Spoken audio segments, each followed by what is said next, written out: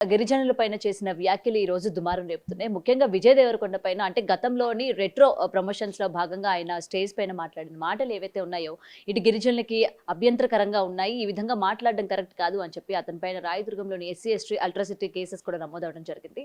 So దీని గురించి మాట్లాడదాం. ముఖ్యంగా ప్రమోషన్స్‌కి వెళ్ళిన వాళ్ళు ఎందుకు ఇలాంటి వివాదాస్పదమైన వ్యాఖ్యలు చేస్తున్నారు? ఎందుకు ఇంత దూరం తెచ్చుకుంటున్నారు? అన్న విషయాలు తెలుసుకుందాం. ఇవాళ మనతో పాటు ప్రముఖ ప్రొడ్యూసర్ నట్కుమార్ గారు ఉన్నారు. సార్ నమస్తే సార్.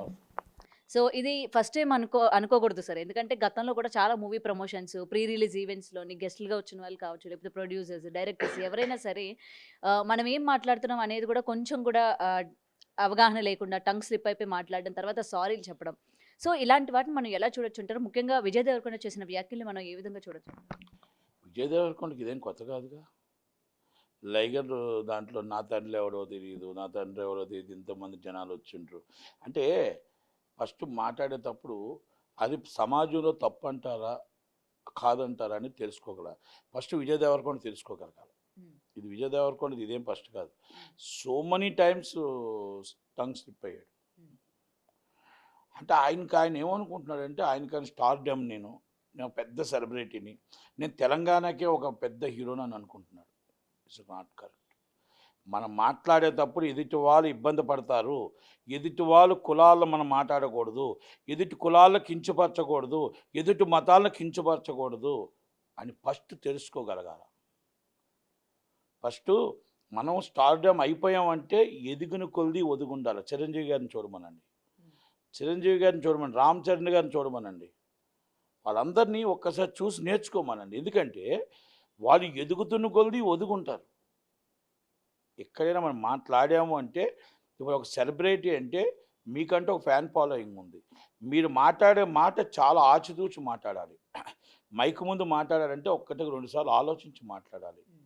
మీరు గిరిజన తెగ కోసం మీకు అవసరమా? పైల్గామ్ దాడి ఏంటి? ఉగ్రవాదుల దాడి. ఉగ్రవాదుల దాడిని తీసుకొచ్చి, ఉగ్రవాదులు అనేది ఒక నరరూప రాక్షసులు తీసుకొచ్చి మన ప్రజలను చంపారు, అన్యాయంగా చంపారు. దాన్ని తీసుకొచ్చి తెగలకి పెట్టడం అనేది ఎంత దాకా కరెక్ట్? గిరిజన తెగలు వాళ్ళు ఇంటర్నల్గా ఏమైనా గొడవలు ఉండొచ్చు, కానీ మనం కులాన్ని వాటిని కించపరచకూడదు. తప్పది. అది ఈరోజు ఎస్సీ ఎస్టీ కేసు రిజిస్టర్ అవ్వడమే కాదు, అరెస్ట్ చేసి లోన్ వేసేయాలి. ఎందుకు వేయాలంటే ఇలాంటి మాటలు మనం మాట్లాడేటప్పుడు, నేను చెప్తున్నాను, స్టార్డమ్ అంటప్పుడు, ఒక సెలబ్రిటీ అనేటప్పుడు మనం ఆచితూచి మాట్లాడకపోతే రేపు మనకు వచ్చే తలనొప్పులు చాలా ఉంటాయి. మతాన్ని కించపరచొద్దు, కులాన్ని కించపరచొద్దు, సమాజాన్ని కించపరచొద్దు. రాజ్యాంగం మనకి ఇచ్చిన హక్కుని భావస్వేచ్ఛా ప్రకటన అంటే ఎదుటి వాళ్ళని కించపరచడం భావస్వేచ్ఛా ప్రకటన కాదు. ఎదుటి వాళ్ళని మనం మాట్లాడడం భావస్వేచ్ఛా ప్రకటన కాదు. ఎదుటి వాళ్ళని మనం బాధ పెట్టడం భావస్వేచ్ఛా ప్రకటన కాదు. ఇది విజయ్ దేవరకొండ తెలుసుకోగలగాలి. ఎందుకంటే ఏదో మాకు ఈరోజు నర్మంతపులో వచ్చేసాయి, డబ్బు వచ్చేసింది, 100 కోట్లు వచ్చేసింది, నేను స్టార్డమ్ అయిపోయానంటే ఇట్స్ నాట్ కరెక్ట్. 40-50 సంవత్సరాలు కష్టపడితే హీరోలు అయ్యారు. ఈరోజు ఇప్పటికీ కూడా పేరు అలాగే ఉంది. బాలకృష్ణ గారికి కానీ, చిరంజీవి గారికి కానీ, నాగార్జున గారికి కానీ, కృష్ణరాజు గారికి కానీ, కృష్ణ గారికి కానీ, కృష్ణ గారు చనిపోయినా కూడా చిరస్థాయిగా నిలబడిపోయారు. నందమూరి తారక రామారావు గారు అవ్వచ్చు, అక్కినేని నాగేశ్వరరావు గారు అవ్వచ్చు, ఎస్వి రంగారావు గారు అవ్వచ్చు, సావిత్రి గారు అవ్వచ్చు. ఈరోజు మనం సూర్యకాంతం గారిని, వీళ్ళందరినీ మొత్తం ఎంతోమంది ఆర్టిస్టులు ఈరోజు గుర్తు చేసుకుంటూ ఉంటాం. ఎందుకో తెలిసిన వాళ్ళ స్టార్డమ్, వాళ్ళు ఉన్నంత వరకు వినయంగా, కలమ తల్లి ముద్దు బిడ్డలుగా ఆచితూచి మాట్లాడారు. కులం కోసమో, మతం కోసమో, ఇంకొకరి కోసమో, మన ఆస్తులు ఎక్కువ ఉన్నాయి, వాళ్ళకి ఆస్తులు, అవన్నీ ఎప్పుడు మాట్లాడలేదు. అంటే ఒక్కసారిగా స్టార్ అయిపోయేసరికి ఇంకా నన్ను తలదన్నే వాళ్ళు లేరు అనుకోవడం. రాత్రి స్టార్ అయ్యాడు కదా, ఒక రాత్రి నైట్ స్టార్ అయ్యాడు. ఆ స్టార్ అవ్వడం వల్ల ఆల్ ఆఫ్ ది సడన్గా ఒక సినిమా వచ్చింది యావరేజ్, రెండో సినిమా యావరేజ్, దాంట్లో పెద్దగా ఏమీ లేదు. అసలు ద్వారకా అనే సినిమాకి 1 రోజు 2 రోజులు ఆడింది అసలు. తర్వాత ఎవడే సుబ్రహ్మణ్యం నేనే ఆ డిస్ట్రిబ్యూటర్ కూడా. ఆ సినిమాకి నాని కంటే ఎక్కువ ఈయనకు వచ్చింది పేరు దాంట్లో. అక్కడి నుంచి అందుకున్నాడు. తర్వాత మహానటిలో పెట్టారు. తర్వాత ఇంకెక్కడికో వెళ్ళిపోయాడు. గీతా గోవిందం నుంచి వెళ్ళిపోయిన తర్వాత ఒకే ఒక నైటు 10 లక్షల హీరో ఇంచుమించు ఒక 3-4 కోట్ల హీరో అయిపోయాడు. అయిపోయేటప్పటికి ఏమైందంటే ఆ డబ్బు కూడా ఏం చేయాలో తెలియని పరిస్థితికి వచ్చాడు. మొత్తం అడ్వాన్స్‌లు మొత్తం టోటల్‌గా సో మెనీ క్రోర్స్. ఈరోజు ఒక 25 crores రెమ్యునరేషన్ గెలిపాడు లైగర్ క్యాటిల్‌కి. అదే లైగర్ తీసుకొని రోడ్డు మీద పడిపోయారు. అదే లైగర్ తీసి రోడ్డు మీద పడిపోయారు. మరి వాళ్ళకి అందరికీ రెమ్యునరేషన్ ఇవ్వాలి కదా వాపస్ చేయాలి కదా మరి ఆయన. ఇవన్నీ నేను అంటున్నానంటే వాళ్ళందరూ ప్రజల కోసం ఈయనకి అవసరం లే. వాళ్ళు ఇప్పుడు ఎవరైతే డిస్ట్రిబ్యూటర్లు ఉన్నారో ప్రొడ్యూసర్ వాళ్ళు నాశనం అయిపోయింది అవసరం లే. కానీ ఎదుటి వాళ్ళ కులాల కోసం ఈయనకి ఎందుకు? మీ డబ్బు వచ్చింది, ఆ దేవుడు అదృష్టం. నువ్వు తెలంగాణలో పుట్టడం, తెలంగాణ ముద్దుబిడ్డగా పుట్టడం మొత్తం టోటల్గా మీ అదృష్టం. ఒకసారి అన్నాడు మా కులమే అని చెప్పేసి ఎవరు ఎర్రబెల్లి దయాకర్ గారు. హీరో ఇప్పుడు ఆయన హీరో అయ్యాడు కాబట్టి ఎర్రబెల్లి దయాకర్ గారు మా హీరో మా కులమే అని చెప్పాడు. ఆయన హీరో కాకపోతే మీరెవలో ఆయన ఎవలో. అది చంద్రశేఖర్ గారు అయ్యారు కాబట్టి చంద్రశేఖర్ గారు మా కులమే అంటారు. మల్టీ డైమెన్షన్ రామ్మోహన్ కూడా మా కులమే అంటారు. అంటే ఇవన్నీ ఏంటంటే పెరిగిన వాళ్ళ కాడే కులాలు వస్తాయి, పెరిగిన తప్పుడు చుట్టరకం వస్తుంది, పెరిగిన కాడే వస్తుంది. అదే పెరగకపోతే మరి అందరూ ఉన్నారు కదా, ఎలమదోరులు చాలామంది ఉన్నారు కదా.